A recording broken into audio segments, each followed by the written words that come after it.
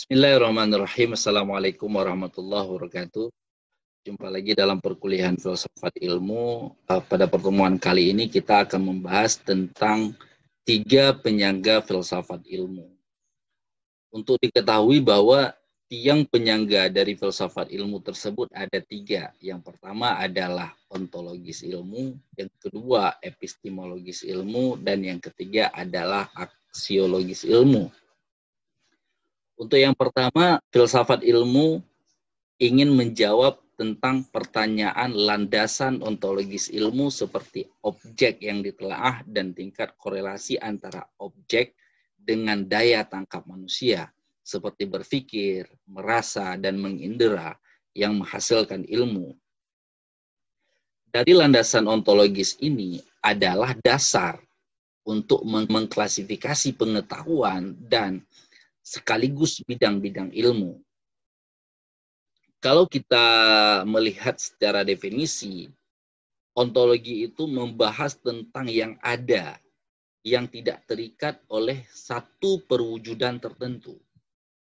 Ontologi membahas tentang yang ada dan yang universal, menampilkan pemikiran semesta secara universal. Ataupun dengan kata lain, ontologi ini berusaha mencari ilmu yang termuat dalam setiap kenyataan, atau dalam rumusan lain boleh kita katakan bahwa yang meliputi semua realitas dalam semua bentuknya. Sedangkan penyangga yang kedua dari filsafat ilmu ini adalah epistemologi, dan ini yang paling banyak dibahas oleh semua para ilmuwan. Bahkan kita sendiri di dalam belajar, menulis, melakukan riset itu tidak pernah terlepas daripada epistemologi dari ilmu pengetahuan itu sendiri. Nah, epistemologi ini disebut juga dengan teori pengetahuan. Ini merupakan cabang filsafat yang berurusan dengan hakikat dan lingkup pengetahuan. Dasar-dasarnya serta pertanggungjawaban atas pernyataan mengenai pengetahuan yang dimiliki. Dengan kata lain, adanya perubahan pandangan tentang ilmu pengetahuan itu memiliki peran penting dalam membentuk peradaban dan kebudayaan manusia. Dan dengan itu pula tampaknya muncul semacam kecenderungan yang terjalin pada jantung setiap ilmu pengetahuan dan juga para ilmuwan untuk lebih berinovasi dalam penemuan dan perumusan teori dia berikutnya. Kecenderungan yang lain itu adalah hasrat untuk selalu menerapkan apa yang dihasilkan oleh ilmu pengetahuan, baik dalam dunia teknik mikro maupun dunia teknik makro. Dengan demikian, maka akan tampak bahwa semakin maju pengetahuan, maka semakin meningkat pula keinginan manusia sampai memaksa, merajalela, dan bahkan bisa membabi buta. Akibatnya apa? Akibatnya ilmu pengetahuan dan hasilnya tidak manusiawi lagi. Bahkan cenderung memperbudak manusia sendiri yang telah merencanakan dan menghasilkannya. Kecenderungan yang kedua inilah yang lebih mengerikan daripada yang pertama. Namun tidak dapat dilepas dari kecenderungan yang pertama. Kedua adalah kecenderungan ini secara nyata paling menampakkan diri dan paling mengancam keamanan dan kehidupan manusia. Kita lihat dewasa ini dalam bidang lomba persenjataan misalnya. Kemajuan dalam memakai serta menghabiskan banyak kekayaan bumi yang tidak dapat diperbaharui kembali. Kemudian kemajuan dalam bidang kedokteran yang telah mengubah batas-batas paling pribadi dalam hidup manusia. Dan perkembangan ekonomi juga yang mengakibatkan melebarnya jurang ataupun kesenjangan antara si kaya dan si miskin.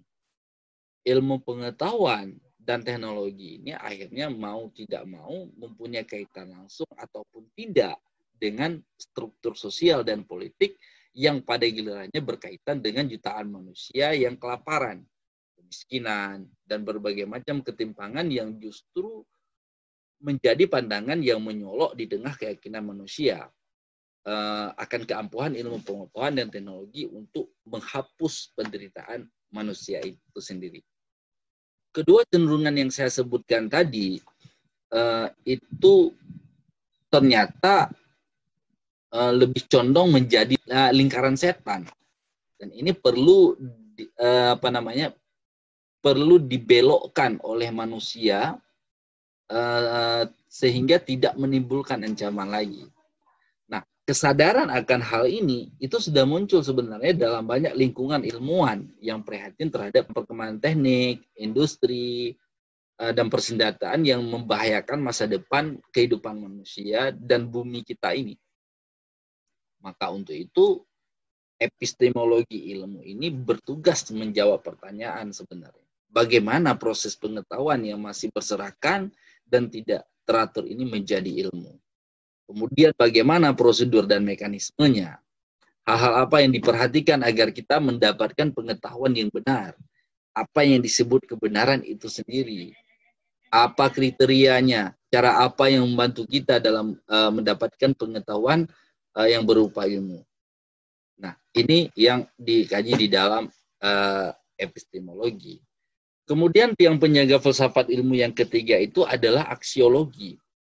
Ilmu adalah sesuatu yang paling penting bagi manusia.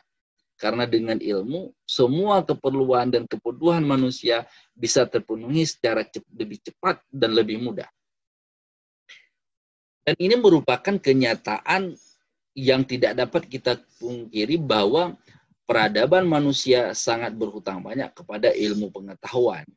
Karena ilmu telah banyak mengubah wajah dunia seperti halnya memberantas penyakit, COVID misalnya, kelaparan, kemiskinan, dan berbagai wajah kehidupan sulit yang lainnya. Kemudian timbul pertanyaan dari kita, apakah ilmu selalu merupakan berkah dan penyelamat bagi manusia? Memang sudah terbukti, dengan kemajuan ilmu pengetahuan, manusia dapat menciptakan berbagai bentuk teknologi. Misalnya, pembuatan bom yang pada awalnya untuk memudahkan kerja manusia, namun kemudian dipergunakan untuk hal-hal yang bersifat negatif, yang menimbulkan malapetaka bagi manusia itu sendiri.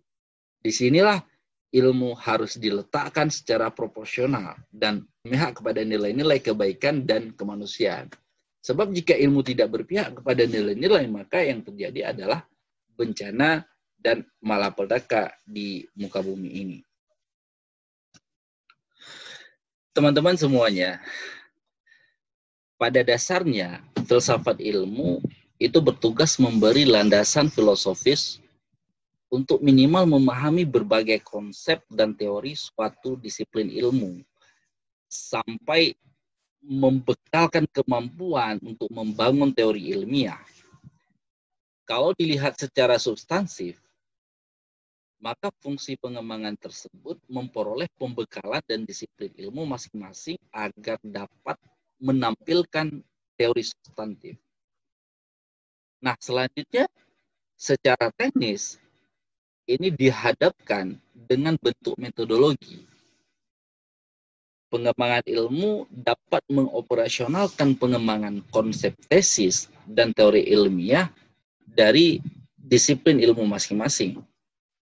Sedangkan kajian yang dibahas dalam filsafat ilmu, adapun kajian yang dibahas di dalam filsafat ilmu adalah meliputi hakikat, esensi pengetahuan, artinya filsafat ilmu lebih memberikan perhatian terhadap masalah-masalah mendasar ilmu pengetahuan, seperti ontologi ilmu, epistemologi ilmu, dan aksiologi ilmu.